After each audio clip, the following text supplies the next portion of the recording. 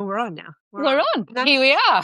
We've Okay. arrived on Substack Live. It was so funny, guys, because me and Jen were just giggling because it was just a bit tricky to get on the live. So we're on a new stream and it's fine. And I was like, "You okay? Doing okay?" And she was like, "I think so.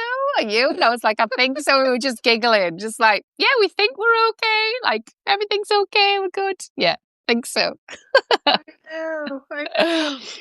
So this is a little different than it was going to be. I'm Jen Baxter. I was going to host, and then we had a nice little kerfuffle because the tech kerfuffle has to always happen. So, so Claire set up a new link. So thanks for joining, everyone.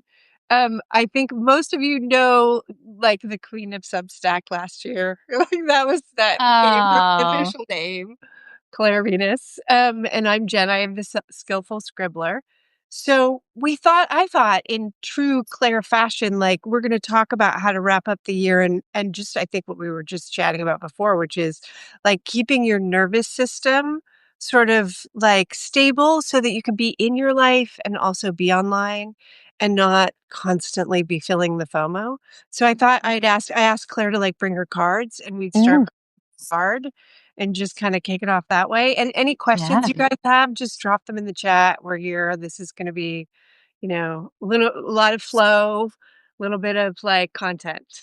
See what happens. Yeah. Well, I did actually, it was such good timing because I did actually publish a piece today that was about 8 sparkly tips and tips to help your Substack grow. See what I mean? I'm like, we've just gone to help your Substack grow, but also bring the cheer. So it's like, it's not all about the slog. There's some easy light lift things in that post. So that's like my last post. So there's some things in there that I could definitely bring to this live and unpack a bit more. And yeah, these cards are by my friend Sarah Schott. So they're really sort of like creative prompt cards. And I quite often pull them at the start of more reflective sessions. So I'll just go ahead and do that. I usually do 3. So let's take those 3. I'm definitely not Mystic Meg, by the way. This is just always like a really beautiful intention setting thing that we do. Yeah. So we got peace, begin, and ignite. So yeah, so maybe the piece is for now and the begin and the ignite is for January. Like that's how I would read them. But yeah, they're so beautiful. Look, thank you, Sarah, for sending those all those years ago. They've had like the biggest outing. It's really weird. Like I lost them for a while after I did my Substack in-person retreat this year. And I felt like I'd sort of lost an arm because I used them so much. And I was like, how can I have lost them? And I was really scared to tell her that I thought I might have lost them because I also thought I can't have lost them. I wouldn't have lost them. But it turns out my daughter had just squirreled them into a bag inside of a bag inside of a suitcase, and then they turned up again, so it was fine. So yeah, Great. That's great. yeah, yeah, yeah. So shutting down for the holidays, it is an interesting topic, and it's one that I brought into the membership this week. It's one that I've written on. It's one that I've sat with myself this year for the first year. I'm closing my subscriber only chat. And I have to do that for me because I know if I leave it on, I will check it. Like I just will check and I just want to know everyone's okay. I want to know if a new paid subscriber's come in, if they're okay. And I just think the only way for me to fully, deeply rest and be reading my books and be being present with my kids is just to know I've sort of closed the portals down. And so I am doing that this year. I think I might have done it for like a week last year. I honestly can't properly remember because it was such a massive year. But yeah, I am going to do that. And that feels really nice. I love the subscriber chat. I think it's fabulous, but I read absolutely everything. Like I can't not read it. So that's a me thing. We were just chatting to Beth Spencer, actually, lovely Beth over at Introvert Drawing Club. She's so funny. The more I get to know Beth, the more like I'm desperate to meet her in real life. So she was the first one to speak in our little Zoom get together. And she was like, despite the name of my Substack, I am actually an extrovert. I'm not introvert at all. But she was telling me about sharing her phone screen in her subscriber only chat.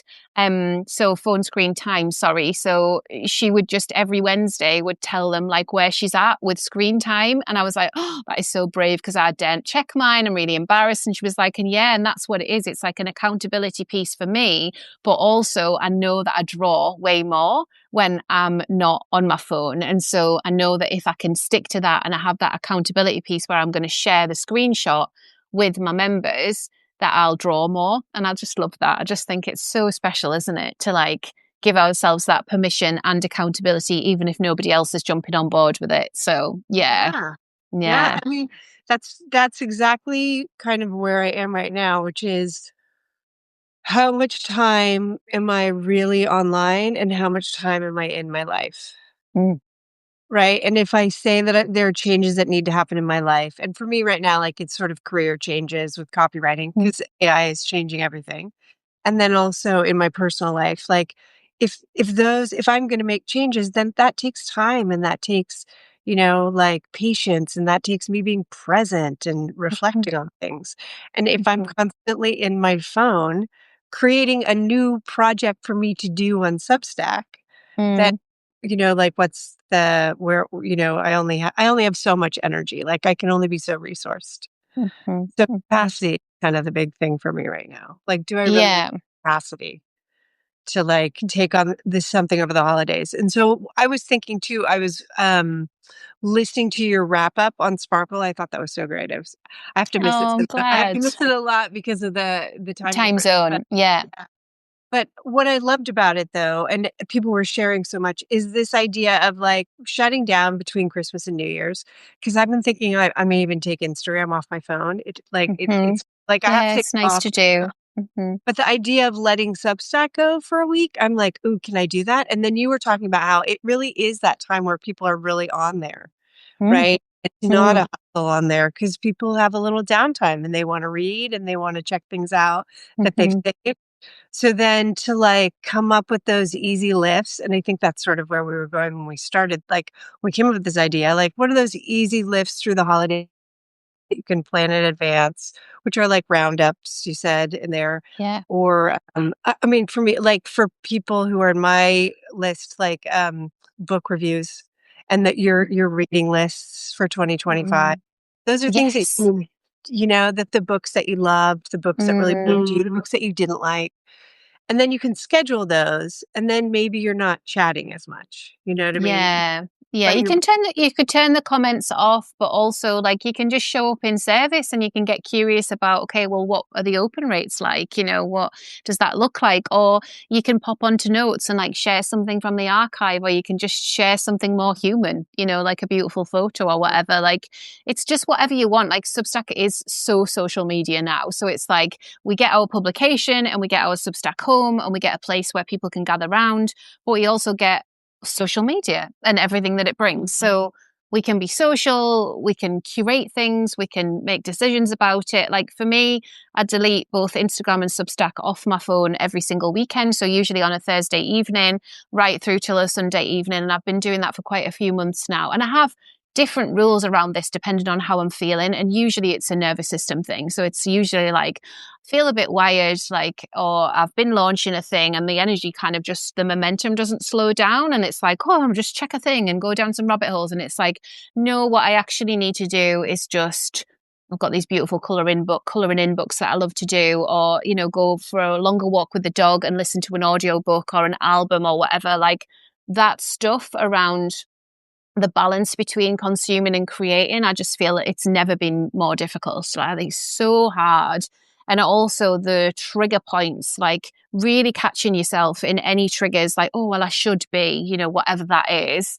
Like we've got to catch ourselves in it, haven't we? Because if we are committing to Substack longer term and we're committing to a regular publishing schedule, it's a big commitment. We don't want to burn out and we do want to keep it joyful. We do want to sort of stay really strong when it comes to keeping our creative fire burning. Like we don't want to just do stuff for the sake of it. We want to do it because we want to do it. So, and that it meets our audience, of course.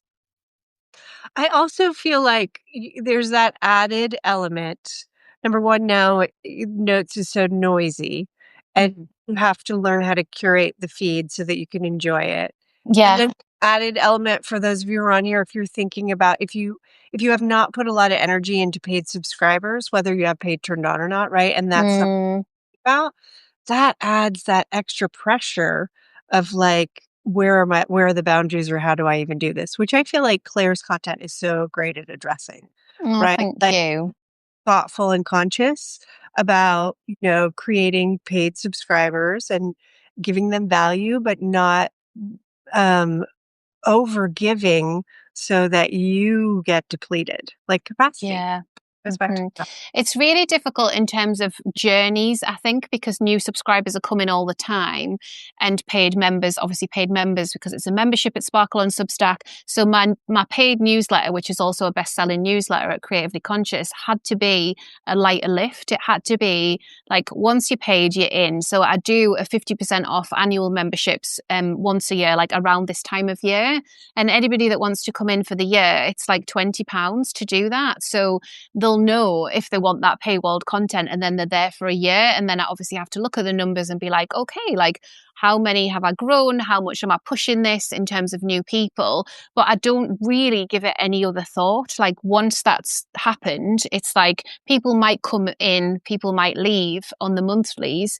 But it doesn't feel any sort of pressure. It just feels like work I really want to do in front of people that have signed up to say, we want to read this stuff. So that one is all like behind the scenes of my business and more about our kind of choices here, like the way that we live as a family, the choices that we make to be connected to nature, and like the projects that we want to do.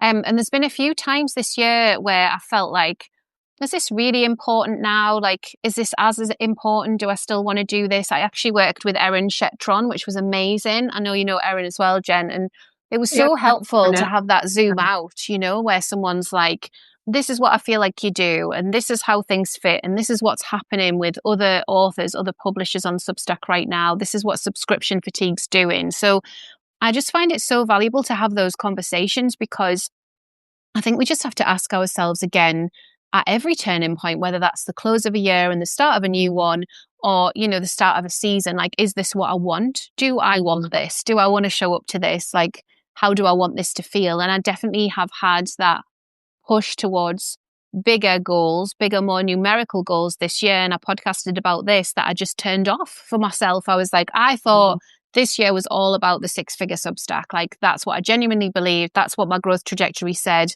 Got to about 92K. And I was like, I don't want this anymore. Like, I don't want it. And it wasn't a self-sabotage thing. It was like, the growth's changed. The atmosphere has changed. The way that I'm interacting in such a high touch way and deepening my connection with my members has changed. So I don't want that anymore. It was so interesting, because at the start of the year, like, I thought that's where I was headed. And it was nice to have that pivot, and just be like, okay, then. So that's a challenging pivot mid-year to like sit with. Oh yeah, it was deeply uncomfortable. You have a lot of courage, my friend.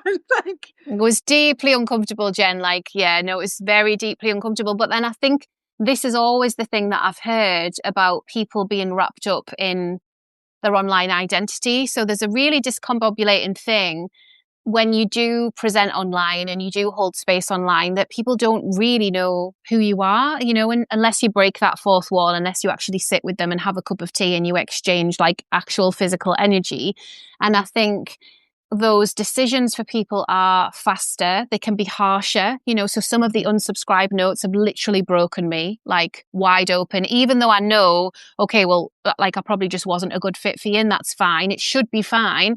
But of course I've got to do the nervous system work, because it feels exposing. It feels hard. It feels harsh. It feels like, do I really want to put myself out there more? And in those times, I just do have a bit of a quieter time. And I think the intimacy of holding Sparkle on Substack and the brand, and being able to say to people, like, it's really about your inner sparkle. It's about your voice. It's about your congruence. And it's about me being able to hold a mirror up with my expertise, has felt way more comfortable than being known as like the queen of Substack or like the joyful growth girl or whatever, because there's a consumption that happens with that. Like, people want to be fed things. But I don't want to make 1,000 meals. I don't. Like, I want to hold space. So I'm not going to be about like the fast viral stuff. And I think I've just settled into that way of being online, and also holding myself so that I can hold myself in expansion, and what that means. Because I am ambitious as an entrepreneur. Like, I'm definitely not going to dumb that down. Like, there's no starving artist archetype here. Like, I'm not for it. Like, I want to be in a position where I can hold not only my full potential, but also make my kids proud. Like, I really want that. So, but I also have to, like you say, be inside of my life, because otherwise there's always more you can do online. Always. There's always more thoughts you can have, things you can try, experiments you can do, people you can go live with. There's always more. Whereas when you turn it all off, everything's quite still. And you're like, oh, hello, world, outside of my phone. Do you get that? So what I actually, what that reminds me of is I was just listening to you and you were talking about how you were with your daughter and she was watching a show, and while her show was finishing, you just got on your phone to do something, and she knew because she felt the disconnection. And Yeah. and Oh, yeah. she said to you, "Mom, can you not be on your phone?" And I was like, "Oh, wow. See, that's what I'm struggling with right now." Right? Like, am I pretending if I set these goals that like I can still sort of be present in my life? Because that's the kids know, and that's the Mm, best right there. mm-hmm, To mm-hmm. us, it's Yeah. well, they're watching a show, it's not a big deal. I can like yeah tune out Yeah. of it. Yeah, like But they hear it really cut through, and it was a language because it's mummy, I don't want you to be on your phone. So it's I don't want. So like I don't want for a 4-year-old is like a big like I don't want. yeah. And then obviously because for the early years of her life, I have been building my online business and I did move away from festivals and events. I've given myself that permission slip of like, oh well, it's just da, da, da, da, da, while she's like getting ready for bed, or it's just da, da, like there's always a just that I'm just doing. My husband makes me very aware of that. And it's like, oh, because that's always because there is just one more thing to do. So Yes. I've always had like half decent boundaries with my phone. Like I don't have my work emails on my phone. I don't have Stripe on my phone, and there's no judgment, however you want to run your business. But I've never been like, I can take my phone with me and I run my business. Like I can't, it's all on my laptop. So there's definitely I can do bits on my phone, but I would need my laptop to run my business. So that helps in some ways. But I think we're all leaning in and learning to understand like what's going on. Like if I see something that is upsetting, either it's an unsubscribe note or say somebody's done something incredible like on Substack or somewhere else and I'm jealous, like I'm human, right? So like there might be a jealousy twinge and then that feels like a real threat. And so my nervous system's in threat. And you can't create wholeheartedly when you're in threat. So all of that stuff and speeding it up over the last few years has been like, this actually was the work the whole time. Like the nervous system work and the putting down of the things is the work that then allows you to hold bigger expansion. And when you listen to female founders who do run successful businesses and have been online a long time, there's a serenity and a calmness there. So I get very inspired by that. They talk about well-being a lot. It's not like an afterthought, it's woven in. And I think that there's quite a lot of because I've always been quite good with like festival based output, like it's been my history and it's been like my path. And so now there's this permission slip, especially in midlife, where I'm like, but that was then and this is now. Like, what does now look like? What does now look like in relation to online, holding paid subscribers, like you say, holding members, what I do around the holidays, what I don't do. Like, when we're just all figuring it out, aren't we? Yeah, we're figuring it out in a time of real change. Yes, yes. Substack's changed a lot this year. Like, there's definitely that piece where it felt like such a relief to delete the app. Whereas before, I'd be like, oh, no, because I love to read what I read on a Sunday, and that's really Yeah. nice. And like, Yeah. it feels really good and it feels really chilled. And I've got my tea and my cozy socks on. Now I'm like, oh, no, I'm just going to see what President Trump's up to. And I don't want to see that on a Sunday. Like, I cannot protect my peace and use Substack. And that's the reality. That's sad.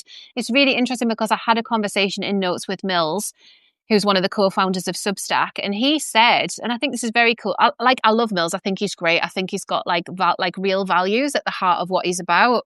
And he said that he like didn't see the news feed, like it just because he's so used to like the internet being that.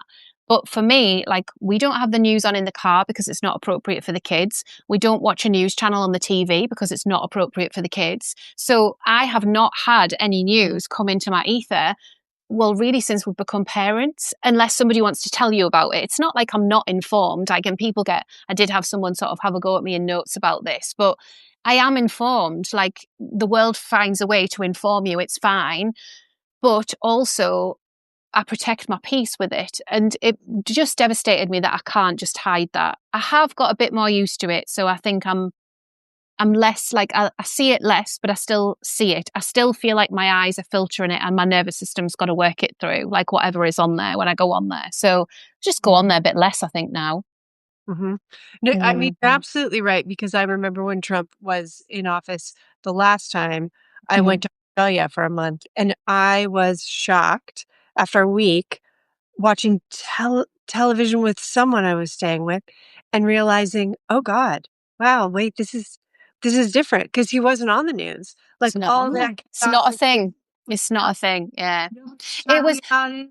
Yeah, Like, it was a thing here when he visited the royal family. Like it was a big thing. But other than that, it's not a thing. But it's a massive thing on Substack because obviously it's like politically, like it's very charged towards an American audience. Like, and I get that, like I love my American audience. Like, I feel for you guys having to process that stuff all the time. But like, I can't be starting my day thinking, what's he done now?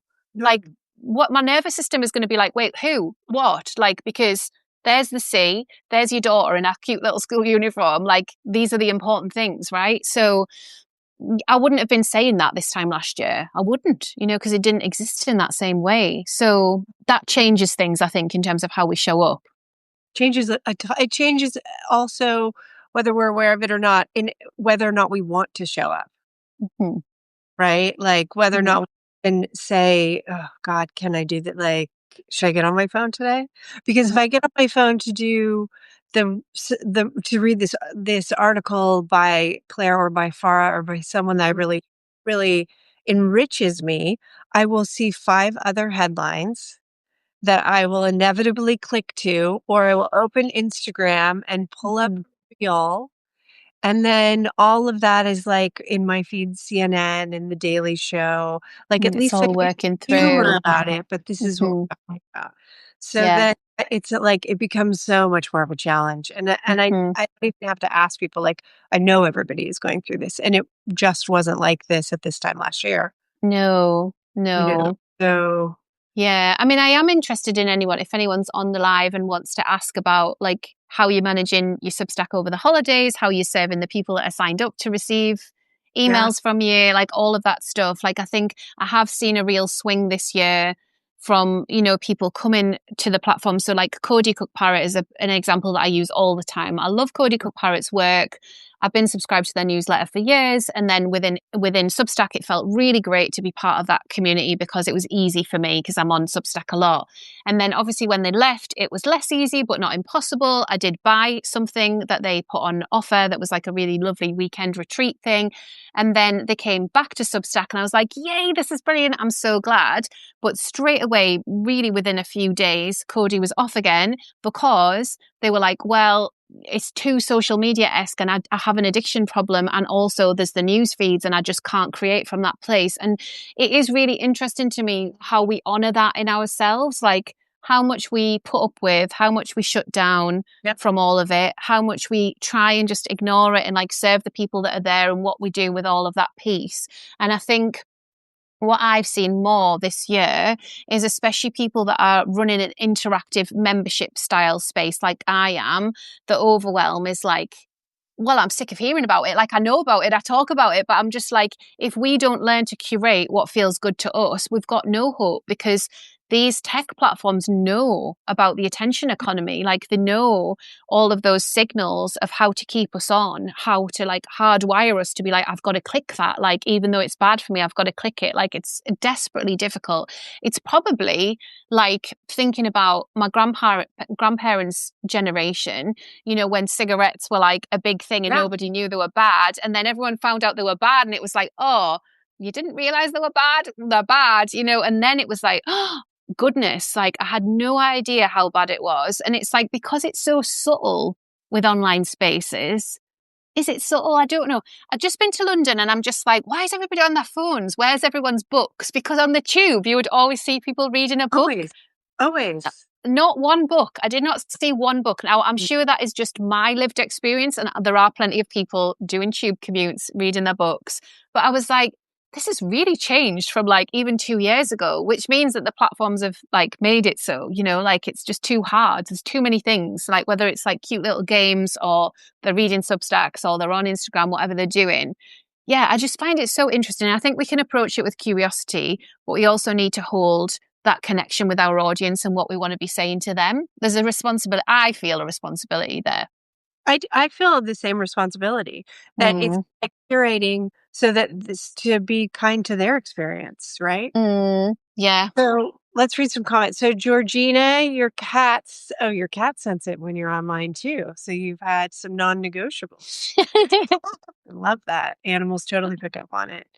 And Mary Beth, Claire, can you read that? I can't share. Yeah, so I've got it on the laptop. So sharing a best of series once a week so folks can see the posts they may have missed. And for my newest subscribers, a holiday soul care series on Sundays, part free, part paid for my paid folks. Yeah. So because everything is so fast, it's really nice to bring things back in front of people. And this is what we were talking about on the Sparkle call this week, in terms of if that's your best performing post, if that's your highest viewed, if that's your highest conversion, like why wouldn't you bring that in back in a collection, because there's new subscribers coming all Yeah. the time.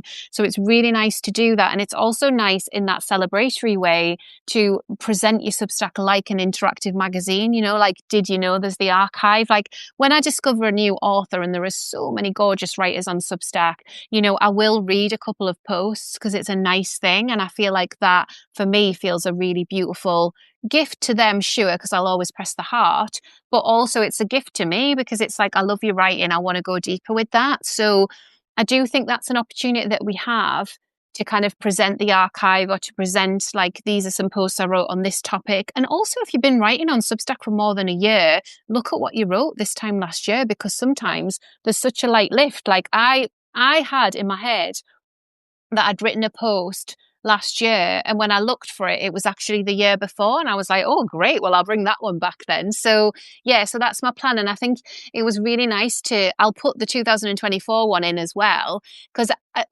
I just want to give that 2024 version of myself the biggest hug, because I'm so proud of her. Like, she's done so well. Like, it's just me, it's not a different person, but it's like, gosh, like, I remember writing that and feeling nervous, and like some of the things that I said in it and stuff. Like, and I always say to people, try and be really kind to the previous version of yourself, whether there's typos, whether you don't write like that now, whether your craft's moved on, because she or he is the person that has enabled you to be here. So sometimes, and I guess I'm just saying that as a kind of precursor to reading your old work, you can be a bit like, oh no, like that's so cringe, or I don't like it. And it's like, no, you got to love it. You got to be so proud, like, and I think it helps being a mum, in this way, because, with the kids, when they've got that negative voice with themselves, you're like, no, goodness, no, but we just accept it about ourselves, and we just don't need to. Nobody is as harsh on us as we are on ourselves. Nobody. So yeah, Well, so when that's a really people nice thing to do. but also, Claire, when people are that harsh or harsher, we don't have let them in our lives. No, true. Yeah. True. Yeah. We don't Yeah. keep them. Yeah. No, we don't keep that. We don't embody those voices. We don't have to keep them on. No, I know. Yeah, it's so true. Um, Yeah, so Georgina's saying about London. She lives in London. She's saying about listening to books on Audible, at least for myself. Yeah, I think so. I think there's that beautiful thing, isn't there, where we can get lost in art. And I think that is a beautiful thing over the holidays, however that looks. There's lots of authors here that also have books that you can remind people of. These are my favorite books, like Jen was saying, or here's one that you might not have read. I know, like with some authors that I love, there's certain books of theirs that I've not read yet, but partly because I'm saving them. When you like save the last chocolate or whatever, it feels like a real moment of being able to like, oh, I haven't got to that yet. So that feels a real gift. I just won some books in a competition actually on Instagram, so there'll be a couple of new ones in there for me, which will be beautiful. They'll land on the doormat at some point. But yeah, I think it's just zooming into what you feel like you want that energy to be like. And even if you did have comments to come back to in January that you'd missed, it doesn't matter, nobody minds. So yeah, you can choose, can't you? How do you feel these days about like being in the comments? Like, do you feel like that's shifted in the last year where, obviously in the beginning, and especially obviously when you're getting started, as soon as you get a comment, it's really exciting. So you want to keep the conversation going, right? Yeah. But like, do you feel like this year that shifted a little where it's okay to take a little longer, or that you notice people taking longer and the comments isn't as much of a conversation with a lot of Substacks? Or Yeah, I think, yeah, we've definitely got to invite it to be a conversation. So I think we've got to, it's almost like a new paradigm. So, like that kind of breaking the fourth wall, like really seeing the person. And I love being in the comments of my posts. What I definitely felt was there's definitely a point of burnout where there's too many comments and like I just want to get through them. And I hate it when that happens, but it's like, oh, well, I recognize it now. So it's like I've got to give myself a bit of space and time. I definitely think people comment less than they did this time last year. So I remember one of my members was asking about threads, and I've got like a little navigation bubble that kind of invites people into all of the archive threads that we had. So Substack turned that off, but I kept it on by just using the little comment emoji so that people could have a conversation. So I bring that back, and I did one last year, last week, talking about what we're proud of. But now things are like a preempt into what we're doing in the membership, because I'm never quite sure if it's going to go a bit nuts or not. And I guess I'm still just taking the temperature of that. So Mhm. I stopped doing them because it would get too busy, and it definitely gets really busy in the challenges. But actually, what seems to have happened is there's like too many other things to look at on Substack now. So people have to like get themselves into a place where they want to comment, like they feel compelled to comment. So some of my favorite authors still get really thoughtful comments, and that's beautiful. But a lot of that is invited in, it's invited in the language, it's invited at the top, it's invited in the middle, it's invited before they sign off. So there's a skill there with having someone feel seen and breaking the fourth wall. So I do like to speak about that because people do like comments, but it's like, Mhm. you kind of need to manage it as your publication grows. Because if you invite somebody into a topic, if it's popular or if it's divisive in any way, it's a whole thing to manage, and we had a bit of that with the Substack book launch where it was like, whoa. Mhm. And of course, it's not, people leave that comment and then go about their day. But as a person receiving hundreds of comments, that feels a bit nuts. So, Yes. yeah, Yes. yeah. Yes. And you do, I really love the challenges. I think in 2026, I'm gonna model some of that and try a challenge because I feel like that's really healthy engagement. And I know that even just participating in one with yours, like I got done the thing that I had been putting off for a year. Oh, Which was yeah. The so lovely. accountability piece. Yeah. Yeah, like, I had put that off for a year, it was, like, on my Mm. list, and I was like, "Can I hire someone to help me?" Because it wasn't getting done, and then I joined your challenge, and I'm like, "Oh, look at that, it's done." Like, and it still took, like, another 2 months for me to get it up there, but, like, I do feel Mm, like there is a way to create that container for people so yeah. that they can have some engagement and support and, like, actually get something done at the end of it, and then it's over. Like, then we can Yeah. live our lives, we don't feel like we've created a whole new project for ourselves. It's like the quick transformations. People love a quick transformation. If you can give them that in the first day, like you've given them something, it's a light lift, it's an easy transformation, it's something they're going to tick off the list, then you've got the engagement there and you can keep them. And I had to start paywalling the challenges like a couple of days in because they got a bit too busy. And I was being so mindful to take care of my members. Like I feel like there's a real commitment where I want to take care of them and I don't want them to like, hear something from me and just never implement it. I'm like, what do you need for you to implement this? Because it's going to shift things for you. So for me, that felt really, really good. And like I said, the challenge Russell and I are doing in January is, it's a challenge of reciprocity because we want to gather people around and talk about joyful growth. And that feels like a really nice foundation to gift people in January. But we are both, Russell's just run one that was really popular. We are both slightly nervous of if it does get big and busy, it's hard, because those are free experiences for people. All the busyness happens, and you might not see anyone filter through to a paid subscription. You might not see anyone filter through to any of your other products and services right away. It could happen further down the line, but you've essentially given them a whole load of value for free and held space for everyone to have a lovely time. So you also have to take care of yourself in that a little bit. So it's been good to do. I think I've done 4 or 5 this year.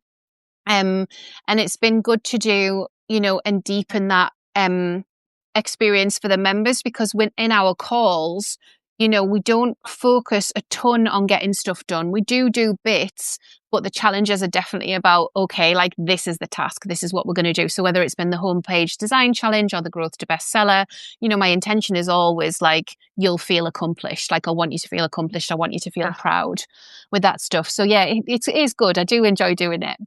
Yeah. I'm gonna, now that we're talking, I'm probably gonna join that challenge in January, just do it. And to watch how you guys do it too, because something Yeah. like I love the fact that actually I do get something checked off the list and like I Hmm. feel of accomplishment afterwards. Anything Yeah. one thing and there are 5 things on the table, I'm happy. Hmm. Yeah. Well, that's what I was saying in today's post. Let me just pull it up because I only just published it before I went on with the bestsellers. So it was 8 sparkly tips to grow your Substack and bring cheer. So it's things like making sure you add a subscribe button towards the top of your post and the top of your about page, because people are experiencing Substack as a much more of a blog, click on, click off. And so if you want them to subscribe, you've got to do more. So it's not really just about the button anymore. It's the button and the strong invitation and the social proof and everything else. The pinned You post, just like, take 2 subscription buttons in one post or you pick? yeah, so I usually put the subscribe button just a little ways down, like after the first paragraph, like just the button. And then obviously for everybody that is subscribed, they just see tick subscribed, or they'll see upgrade to paid. And then further down, I'll make it more of an invite. So I'll use the little box and then like write something to try and invite people in. That being said, like a lot of my paid subscriptions come through like podcasts. When people have listened to me on a solo episode, that'll be the permission slip where they're like, oh, right, I get it now. Like I get what she's about. I like what she's saying. I'm going to jump in. So it's not always through posts, but I do think people miss that. And we are having a blog based experience on Substack if we don't ask for the subscribe. And that's not what any of us want. Like I don't want 30,000 followers on Notes. I'm not being rude, but like it just makes no difference to my life, business, anything. Like I don't get as much engagement now as I did on Notes in the early days. And I don't know how many subscribers I had. I can't remember, but it was a lot less than now. So I'm just like, let's get everybody gathering in here where the attention economy feels like strong and like we've got something going on together. So yeah, so that was the first tip. Okay. Yeah. Okay. Go to the second one. Sorry to interrupt. And then the second one was pinning a post to the publication homepage. So I get this question so much where people don't know if they definitely can. So if they've got a certain type of feature, you definitely can. So you can pin at least one. Sometimes you can pin more than one, depending on the feature that you have. And then that thing of just giving people one place to land. So especially important during the holidays, because if you've got to start here, but you're on holiday, like you almost need to reread that fresh and make sure that it's like going to just point people to the places they need to go without your input. And the same with like the navigation bar itself. So I always say, take the leaderboard off. It doesn't really work properly anyway. It's really wasted space to have that up there, and it just tidies up your homepage. So it's really nice to do that. I also on my paid newsletter have a welcome/contents page. So it's like one place to click. So I go between having a pinned post and not having a pinned post.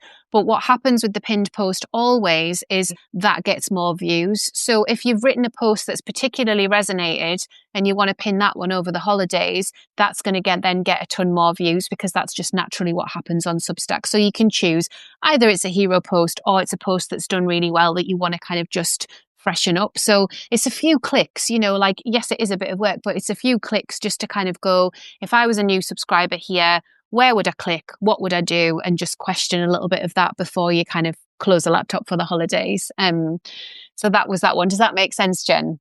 Mm-hmm. Yeah, it does.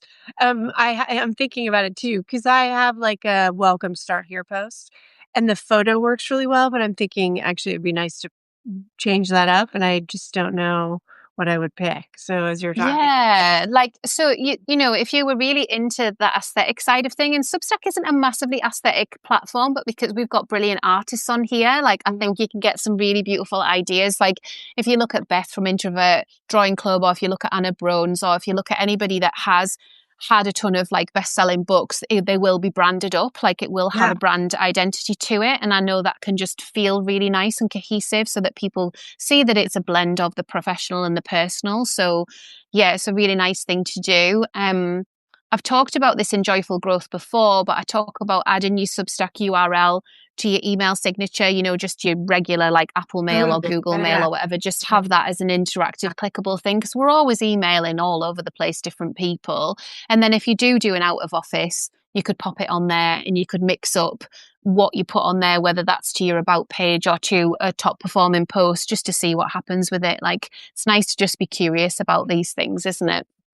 Um, yeah, so that one's on there. I talk a little bit about surprise gifts as well. So when it was my Substack birthday, I gamified my publication and I just hid gifts hidden in emojis. So I just URL linked the emojis. And people were like downloading free classes and like getting a free year of Sparkle and all that. And I just loved it. It was really fun. So I talk about that in the article and say, you could hide something in your welcome note if you wanted to, or you could just, sprinkle it around your publication, see what happens. It can feel really nice to do that if you do have anything else to offer. If you want to offer a coupon on Substack, that's one way, but some people have got, audio downloads or checklists or whatever they've got. So that's quite nice too. And then not forgetting about your headers and footers. So the Mm. majority of people are still reading an email and you can check the stats, but that means that your header and footer can work hard for you. So if you've got a scheduled post, you know that the post is scheduled, but also there's some sort of invite to go deeper in the header, back into the archive or, back into somewhere else that you want to send people. So those things are quite nice. And you know that it's all just going to work for you while you're taking a bit of downtime. So yeah, you can have a read through that article, see if there's anything that sparks and just pick one thing and do that and have that be enough. That's great. And actually, I want to add for authors who've done a book, that header footer real estate is really important. And your like book jacket, a nice picture of the book, maybe on a table, Hmm. coffee, Yeah. and a way to like buy your book or check your book out in the footer is such Hmm. a lift, and it goes out Hmm. your email that Yeah. like you just do that one thing, you're just Yeah. reminding people that you have Yeah. a book and That it's eventually there. Yeah. something. Yeah. And you Yeah, don't have to like definitely. add it in every time, and you're not saying every time, buy my book. Yeah. Yeah, that's it. And I think like with gift Substack subscriptions, like I bought my husband a gift subscription to Seth Wernicke's social media escape club last year and had it so you can schedule it to be delivered on a certain day. So I was scheduled it to be delivered on Christmas Day and like all the day I was like, did you check your email? Have you? And he was like, no, I'm not checking my email. And I was like, oh. And so then I sort of was more blatant and said to him all that I'd bought him a subscription to Seth. And I think that's really nice. So next week I've got a post coming out about that feature. It's great for last minute shoppers. It's great for last minute gifts. And it Yeah. obviously connects to the creator economy as well. And, as a person in the world, there are so many Substacks that I would buy for friends, for family, as gifts. And if you run out of time, then it's a great way to shop, isn't it? So that post will come out next week. And I've showcased quite a lot of my members in that post as well to say, like, if you're stuck for who to buy into, then here are some people that you can support. So, yeah, so that's a nice way to think about it as well before we finish up. Yeah. No, I mean, I've totally discovered Catherine May this year on Substack and Oh, read 2 have you, books Jen? and Yeah. yeah, and sent friends her books. Like Hmm. love it. Like, She's uh, wonderful. yeah. Yeah. Are you reading Sharon Blackie or not? No, uh-uh. Oh yeah, you should read Sharon Blackie. So I just podcasted with her. It's only on my YouTube for now, but you'd love her. She's incredible. She's an incredible speaker. So I've seen her speak. But she's mainly immersed in folklore and fairy tale and the reimagining of midlife through to like the last chapters of women's life. Like it's very cool. And like the reclaiming. I think you'd really like her. But yeah, she's awesome. And she writes on Substack as well. So she's another good person to stay connected to. Oh, great. Okay, I will. Alright. Yeah. Yeah. So, Oh, so nice. Well, thank you all for coming along. I'm gonna yeah, go and get a bit Georgina, it of looks like dinner. you Oh yeah. got yeah, it looks like you got your 90-second video for your hero post working with Claire. Oh, So, cool. Yeah, no, that is very cool because I've said this before, but I'll say again, like I felt too nervous to have, a photo there to start with. And then I got over the photo thing, got the invite really strong. And then I wanted a video there, but it took me ages to work out, okay, what's this video going to be? And the hero post converts so well for me. I can't imagine now not wanting to sit and record a Zoom video to invite people in. But at the time, that just felt really hard. So I think whatever you can do with the invite, like if you can have a photo of you, then that's great. And we did a visibility challenge this year, and I was so surprised at everybody's feelings towards themselves and photography, and then I remembered, Claire, this is exactly what you were like before you Yeah. got your head round it all, and you got that sense of like, oh, it's okay to be perceived, it's just a bit of a strange one at first. So yeah, photos are great, but video is better if you can do video, just because video converts quicker and people get that sort of sense of who you are and what you're about. So if you can do that, then that's lovely. But of course you don't have to, you don't have to do anything. You can just decide. But yeah, check out the post for the 8 different tips and take mine and Jen's advice on it and just be in your life and enjoy being in your life, and know that online will still be online. If you give it a whole month or whatever you do, it's still going to be the same. You're not going to miss out on anything. We can all grow joyfully and sustainably in 2026. Yeah. Thank you so much, Claire. You're welcome. You're welcome. It's always so nice to connect. I especially enjoyed our giggles at the beginning. And I'll check in with you really soon. Take care, everyone. See you soon. Bye. Thanks for joining, everyone. Bye.